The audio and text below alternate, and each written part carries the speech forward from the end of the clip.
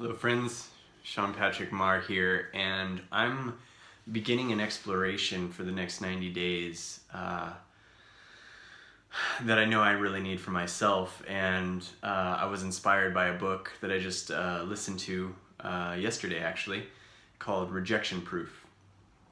And it's a great book about a former Austinite who noticed his fear of rejection, so he started each day finding ways to be rejected. He would just go out and ask people for outlandish things and almost in hopes of being rejected so he could explore what that world was like.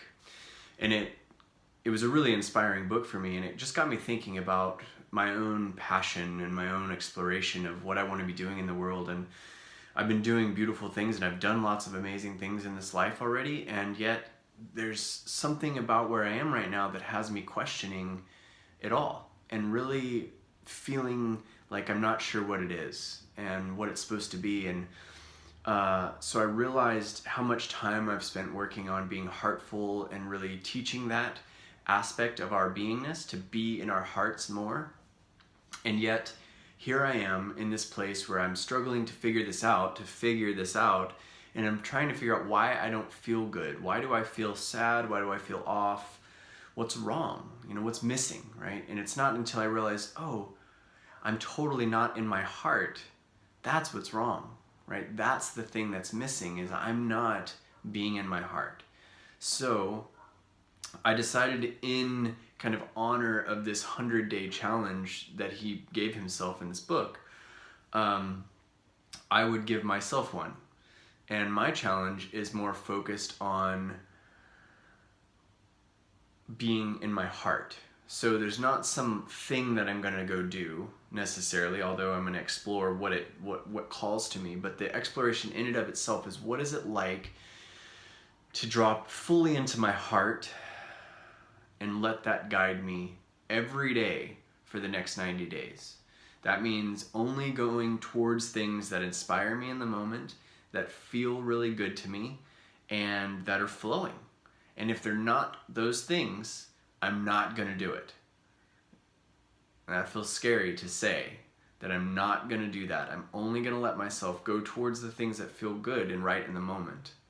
And along the way, I intend to speak about what I'm learning. What are the lessons? What am I understanding more about myself? And so today, as I've been starting this journey, one of the things that's becoming very clear to me is that all my worry and all my concern and figuring out is so head-based, and it's so future-based. It's not present. And as I'm dipping into my heart and I'm being with my heart, it's 100% present. I'm right here, right? I'm right in this moment. And I notice myself, I want to start planning for the future. I want to start looking at things. I want to start contacting people and making moves for the future, right, that don't feel present to me right now. So I turn that part of my mind off. I'm like, no, I'm going to stay present. And then all of a sudden I start thinking about my past. I start thinking about why I'm scared to even do this thing that I'm talking about doing, right? It's like my mind is trained to not be in this moment, to not be 100% present to what's happening here, which makes me think, what am I avoiding? Why am I avoiding being in this place, in this present moment right now? What is it that feels uncomfortable here that I don't want to be near? So today, I've been exploring being fully present and following what I want to do, and it's been chaotic. It's been like one thing, and then it's not really flowing that well. Okay, I don't really want to do that. I want to do this other thing, and then I do that for a while, and it feels great, and then it's kind of not feeling great anymore. Okay, I'm going to do this other thing again. And so I've been noticing a bit of chaos in my world, but what I'm also noticing is that I feel really fucking good. I feel lighter,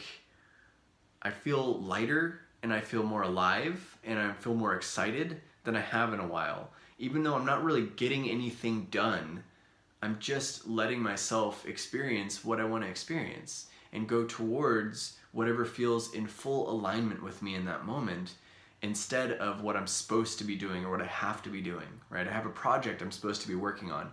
I sat down with the full intention of doing it. I felt good about it. I sat there for 30 minutes working on it, and it just wasn't turning over, right? It wasn't flowing for me. I noticed myself getting a little frustrated, and I'm like, well, I don't want to do this project in that energy of frustration, so I just put it down. and I just moved on to other things, right?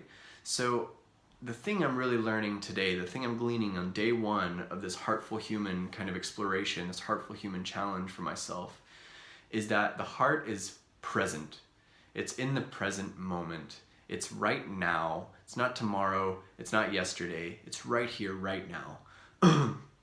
And that when we have cut off our own heart a little bit and we've been suppressing that part, when we finally let it come out to play, it's a little chaotic. It's like a little child that's like, ooh, this thing, and no this thing, and no that thing, right? And I'm imagining that it's going to slow down, it's going to calm down, it's going to become kind of an even flow. But I'm really enjoying the chaos right now.